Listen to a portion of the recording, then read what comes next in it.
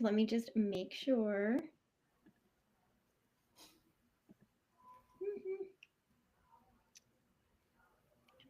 I think it's live. I think it's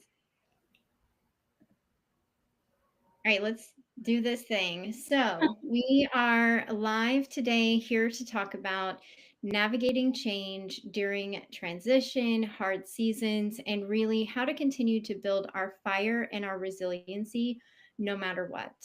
I'm Candace Vandertholen, holistic wellness educator and energy healer, and I'm accompanied by an incredible woman, Melinda Ramirez. She is an executive coach, founder of the Phoenix Consulting, and she's just an incredible light. We met actually through the Rosie Network doing all of the cohort things, and it was just a divine alignment as always. We're both military spouses and just here to really serve our communities. So, Hi. yeah, so go ahead and share with people, a little bit about you and a little bit about what you do and how you help, and then we'll dive into all of the questions. Sure. Well, hi everyone, and thank you so much, Candace. Super excited about being here. As you mentioned, I definitely love being a military spouse and connecting with folks like you who are just incredible people who want to empower others to see their potential to drive further change and make the world essentially a better place.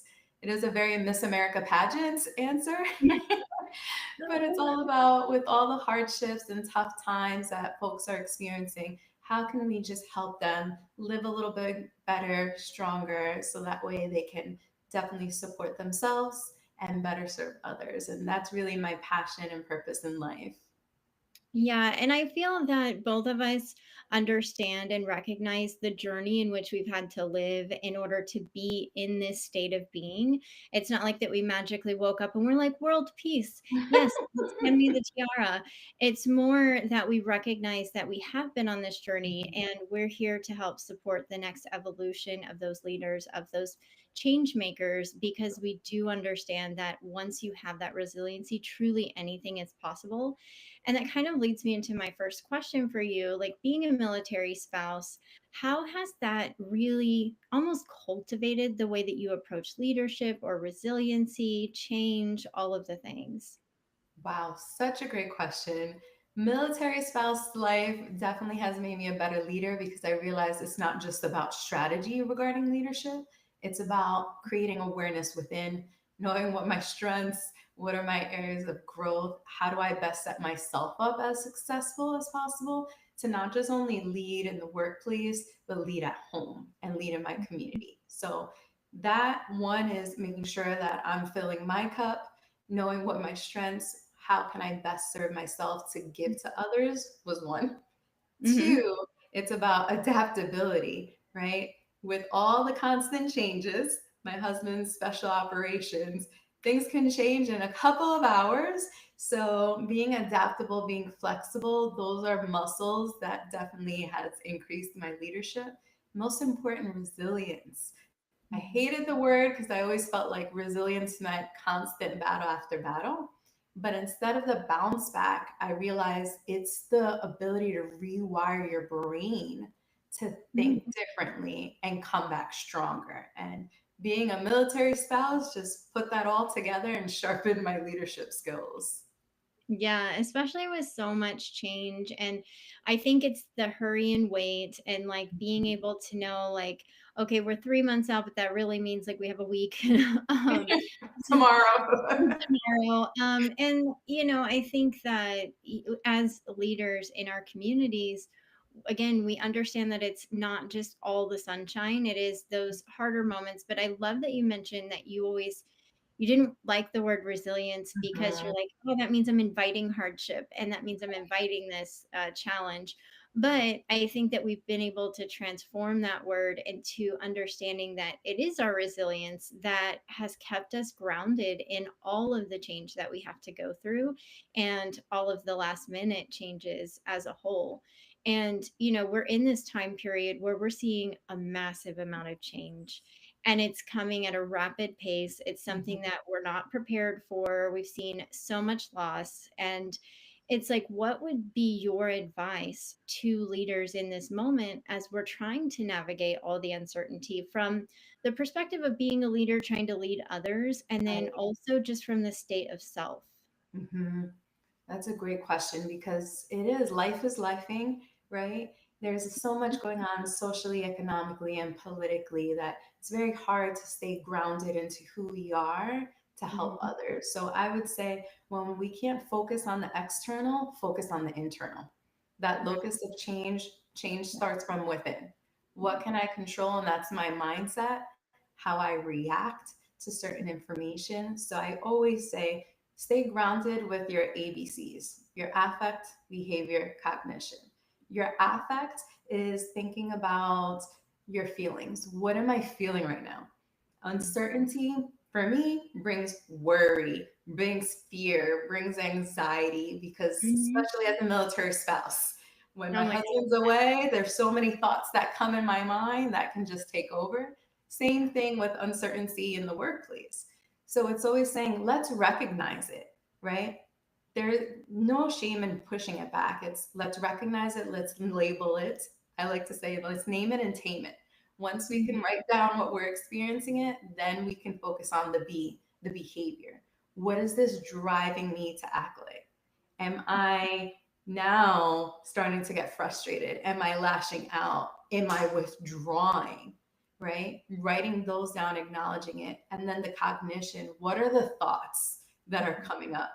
Am I downward spiraling with constant negativity?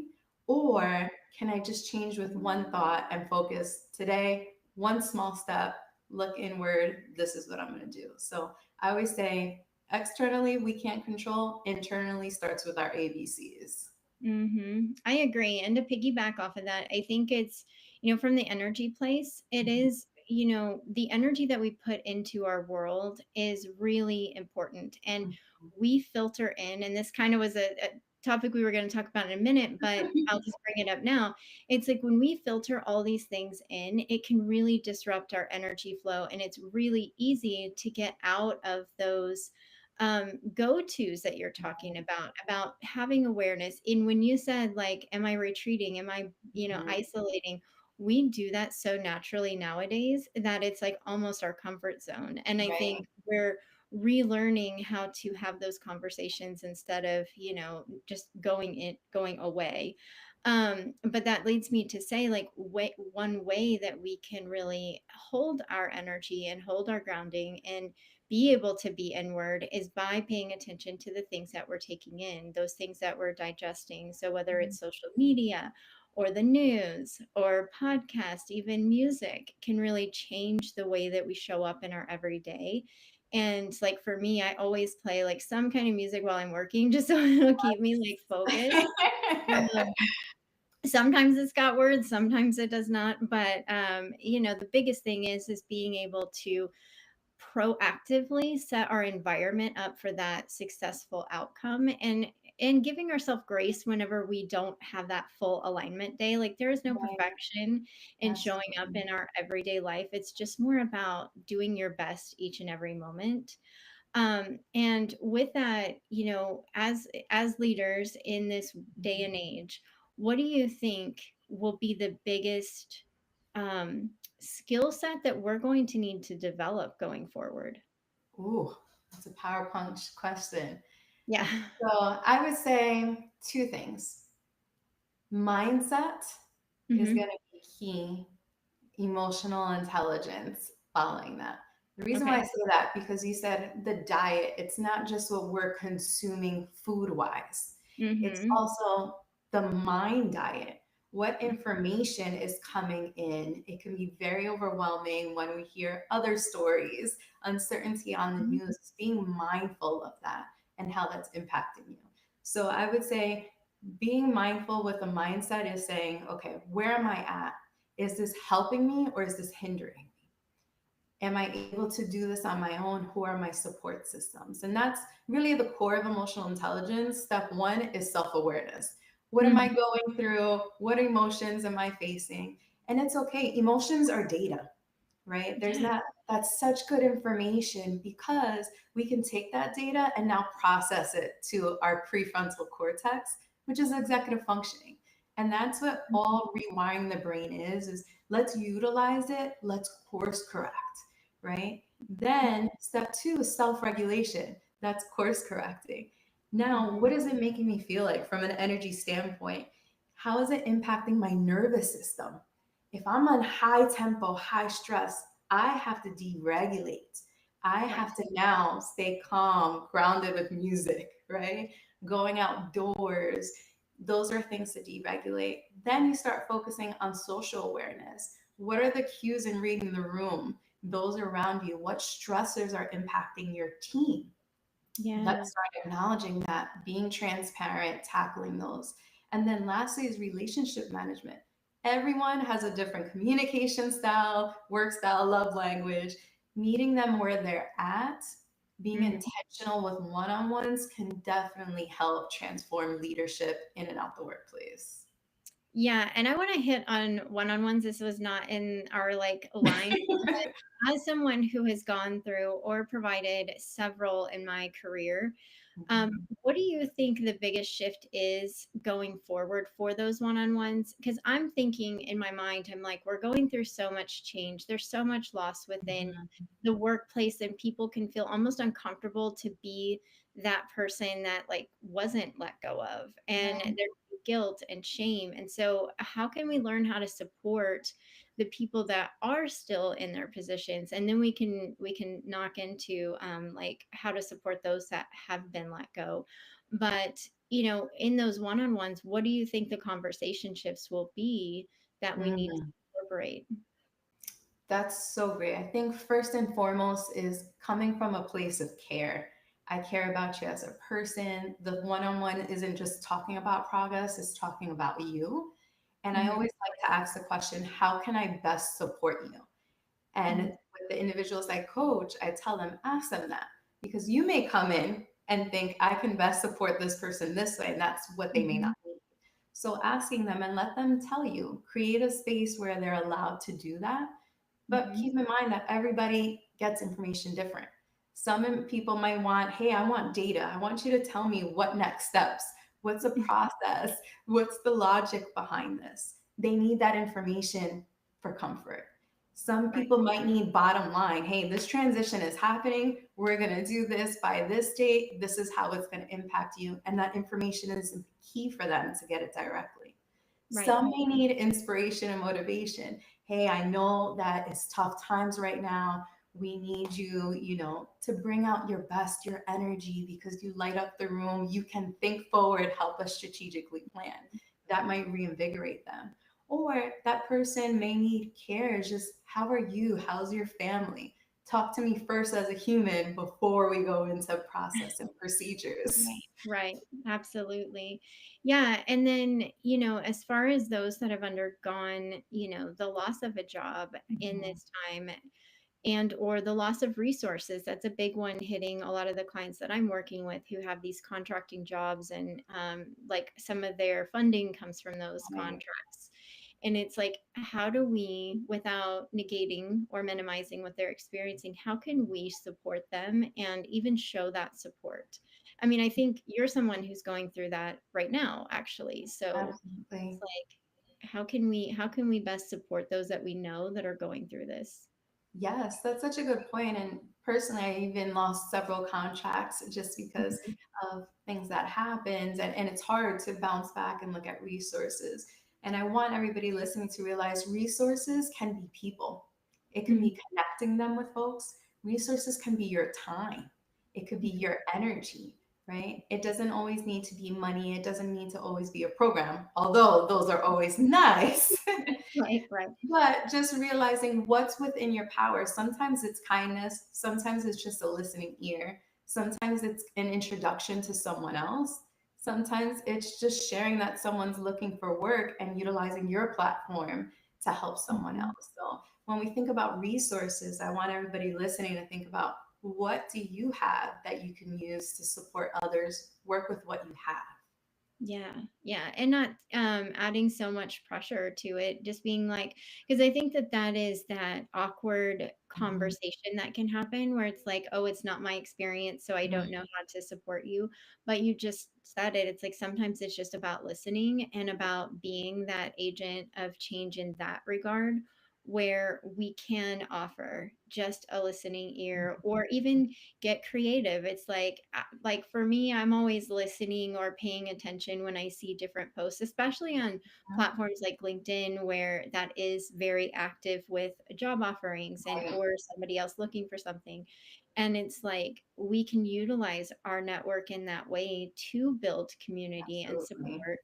And I think that that's what these platforms were designed for, hopefully in the back of the mind. But, yeah, so can you describe for us to kind of switch gears a little bit? Mhm, You had mentioned to me activated awareness. mhm. So, how is that something that we can use to calm ourselves down whenever we're feeling the craziness of everything going on from an external point? Absolutely. Awareness just starts with it's just recognition. Let me Mhm, sit down, let me put down whatever it is that I'm thinking down into writing or verbalizing it. So in mhm, that way you're saying these are my thoughts that are coming. They're not right, they're not wrong, they're the real-time information. Now I need to look at this. Let's talk about it, write it down, work with the coach, work with the confidant, an energy healer too, to be able to process it, right? Because again, it's just information. Now we have to take about is it reality or is it perspective? What's coming up for you? And I always keep saying this is this moving you towards the direction you want to go in or not? So in that mhm. way, you can use that information. Maybe it's helpful because sometimes fear is helpful, right? It's Yes. designed to protect us. So lead into it. Now, realizing with uncertainty, it's not a stop sign, it's just a signal. What is Mhm, the real issue that I'm having with? Maybe I'm scared I'm going to get laid off. Maybe I'm feeling guilty that someone else got laid off. Maybe at home it's just so much going on that I'm not being my best self. So just looking at that information, awareness is just signals. What's mhm. happening and is this motivating me in the direction I want to go in or not? And then unpacking that. Yeah, I always say like awareness creates that clarity to Yes. allow us to take the next aligned step because, and somebody else had said this to me. They said, we always use the term alignment, but we're Mhm. always aligned. It's really depending on what you're aligning to and if Yes. it's congruent with the life that you desire. And I was like, that's brilliant. I love that. Her name's Yasmin, and she's amazing. So credit her all 100%. But it is true. And like whenever we have these moments Mhm. where we can really just pay attention to what we're being told through our different systems, through our environment, and really just paying attention, again, like you said, you can then identify, Absolutely. is this truly like for me, or is this just going to spiral me in this other direction? And it's never about like not honoring how you feel, because I Exactly. think that's one of the biggest things we do is we like, oh, I just want to feel good, and so I don't think about it, and you just kind of put it away, and in doing that you're not really being inquisitive to find the root cause of it, because once we find the root cause, we can then shift the energy, the mindset, and then have the game plan forward. But if we're Absolutely. just kind of, filling the next thing, it doesn't really help us. It'll come back in a different form, is what I would say. But Absolutely. yeah, yeah. There was one thing, let's see here. I've got my notes and I was going to check over here to see if anybody's asked any questions yet. Um, so one of the biggest things we hear is like putting our oxygen mask on first. And so I think it would be great for us to just give a couple of like three really great tips on how people can prioritize themselves, even if their life is busy, even if they don't seem to have the time, and even if they feel overwhelmed as it is. Right. Yes. So I would say self care is a non negotiable.